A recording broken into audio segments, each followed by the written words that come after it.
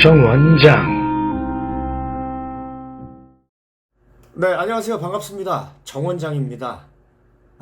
우리가 지난 연기 강의 영상에서 호흡을 분석하는 방법에 대해서 한번 얘기를 해봤습니다. 호흡을 분석하는 방법은 크게 네 가지를 기준으로 분석할 수 있다. 호흡의 양, 호흡의 위치, 호흡의 속도, 호흡의 긴장감, 이렇게 크게 네 가지를 기준으로 해서 분석을 하면은 잘 분석할 수 있다라는 얘기를 한번 해봤습니다. 오늘 영상을 보실 분들께서는 오늘 영상을 보기 전에 이전 영상을 안 보신 분께서는 꼭 보고 오시기 바랍니다. 왜냐면 이 호흡을 분석하는 방법에 대해서 모르시면은 이번 영상을 이해하시기 힘드니까요. 못 보신 분들께서는 꼭 이전 영상 호흡을 분석하는 방법에 대해서 꼭 보고 오시기 바랍니다. 자, 그러면 오늘 주제는 무엇이냐? 오늘의 주제는 감정의 이해입니다. 그리고 부제를 한번 붙여봤습니다. 부제는 호흡으로 바라보는 감정입니다. 여러분, 오늘 영상은 말이죠. 끝까지 보셔야 됩니다. 왜냐? 오늘 영상에서는 단순히 이 감정의 이해에서만 끝나는 것이 아니라 실제로 이것을 연기 훈련을 할 때나 연기를 할 때, 현장에서 연기를 할 때 활용할 수 있도록 그 활용 방법까지 제가 알려드릴 거기 때문에요. 영상을 끝까지 보시기 바랍니다. 그리고 본론으로 들어가기 전에 아시죠? 좋아요와 구독을 꾹 누르셔가지고 정원장이 이 정원장 유튜브 채널을 이끌어가는데 파이팅 할 수 있도록 응원해 주시기 바랍니다. 꼭 눌러주세요. 네, 감사합니다. 오늘의 주제, 감정의 이해. 부제, 호흡으로 바라보는 감정. 오늘 이 주제를 준비한 이유는요, 감정이 보이지 않기 때문에 굉장히 추상적으로 생각되고, 그래서 연기를 하는 분들에게 감정은 참 막연하게 느껴지죠. 그래서 그러한 막연함을 좀 해소시켜 드리고자 이번 영상을 준비하게 됐습니다. 여러분, 감정을 표현하는 방법은 뭐가 있을까요? 제가 생각하는 감정을 표현하는 최고의 방법이자 또 유일한 방법은 바로 호흡으로 표현하는 겁니다.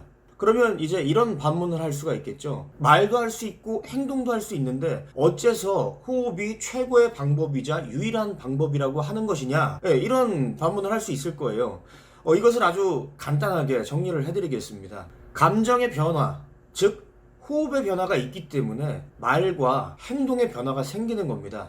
다시 말해서 호흡은 감정의 변화를 표현하는 주체가 될 수 있습니다. 행동과 말이 없더라도 호흡 하나로 충분히 감정을 표현할 수 있다, 이 얘기입니다.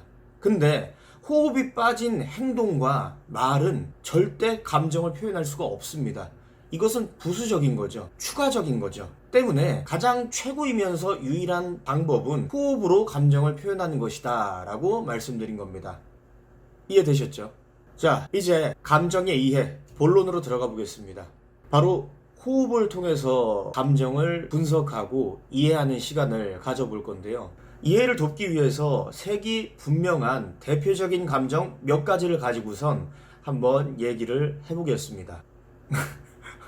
네, 제 영상에서는 처음 보는 물건이죠. 화이트보드. 여러분들에게 좀 쉽게 설명드리고 싶어서 준비를 했는데 이게 사용하는 게 쉽지가 않네요. 사용이 미흡한 점 이해해 주시기 바랍니다. 무튼 오늘 주제 계속 얘기 이어나가겠습니다. 좀 전에 말씀드렸다시피 오늘은 이해를 돕기 위해서 감정의 색이 분명하고 대표적인 감정들 몇 개를 가지고서 얘기를 해보겠습니다. 오늘 얘기할 감정은 분노, 슬픔, 기쁨과 즐거움, 절제, 이렇게 네 가지를 가지고서 한번 얘기를 계속 해볼게요. 물론 절제는 표현의 방법이죠. 근데 오늘 주제에 대해 얘기할 때 꼭 필요한 것이라서 포함해서 한번 얘기를 해보겠습니다. 지금 이 그림을 보면은 중간중간, 감정 중간중간에 이렇게 화살표 표시가 이렇게 돼 있어요. 이게 뭐냐면은 감정의 난이도를 한번 정리해 본 거예요. 이 난이도는 호흡을 기준으로 해서 정리를 한 것이고요. 이 분노가, 이 화살표가 이쪽으로 갈수록, 분노 쪽으로 갈수록 그 난이도가 쉬운 거고요. 저 끝에 쪽으로 갈수록 어려운 거고요. 우선 이 분노나 슬픔 같은 경우에는 기쁨이라는 감정에 비해 같은 크기에서 감정을 표현했을 때 그 감정을 유지하는 거에 들어가는 에너지가 이 분노나 이 슬픔 같은 경우는 기쁨보다 훨씬 덜 들어가요. 왜냐? 분노나 슬픔은 한번 화를 확 내고 눈물을 한번 확 흘리고 그 감정이 그 눈물을 계속 흘리고 계속 화를 내지 않더라도 그 여운이 쭉 가거든요. 그래서 효율적으로 에너지를 쓸 수가 있어요. 근데 이 기쁨, 즐거움 같은 경우에는 그 감정을 표현할 때 아니면은 여운이 거의 없어요. 우리가 막 박장대소를 하고 웃어도 그 웃음이 끝나면은 그 뒤에는 허전해지는 것처럼. 근데 누가 막 승질을 내거나 누가 한번 펑펑 울었어. 그리고 그 감정 표현이 사그라들었어. 그래도 그 분위기는 쫙 이어지잖아요. 우리 가끔 쓰는 말 있잖아요. 야, 분위기가 왜 이렇게 다운됐어? 그런 것처럼. 그렇다면 분노와 슬픔 중에서 왜 슬픔이 더 난이도가 높으냐? 그럼 뭐 간단하죠. 슬픔은 눈물을 흘려야 되잖아요.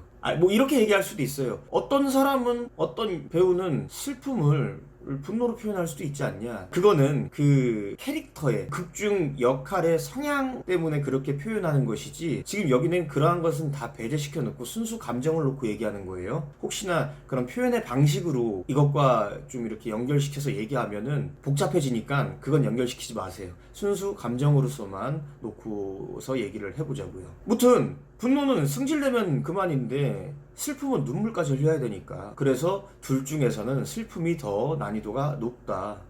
절제는 끝판왕이죠. 왜? 절제는 이 감정들을 뭐 분노든 슬픔이든 기쁨, 즐거움이든 얘네 감정들을 절제를 하려 그러면 우선 그 감정 크기를 만들어 놓고 이 크기를 또 절제해야 되는 에너지를 써야 되니까, 그래서 절제가 가장 표현하기 힘들다. 이렇게 난이도를 정리할 수 있겠습니다. 따라서 난이도가 높은 감정일수록 우리는 그만큼 많은 양의 에너지를 소모해야 됩니다. 본인이 연기한 영상, 그게 뭐 훈련할 때의 영상이든 실제 현장에 가서 했던 연기 영상이든 그 영상을 볼 때 한번 모니터링 해보세요. 정말로 내가 그 정도 에너지를 써서 표현을 하고 있는지, 단순히 뭐 느낌이 괜찮은가? 나쁜가? 이렇게 분석하지 마시고 모니터링 하지 마시고 이 전 영상인 호흡을 분석하는 방법을 통해서 분석을 하셔가지고 내가 그만큼 필요한 에너지를 써서 표현을 하고 있는지를 모니터링을 해보세요. 그러면 많이 도움되실 거예요.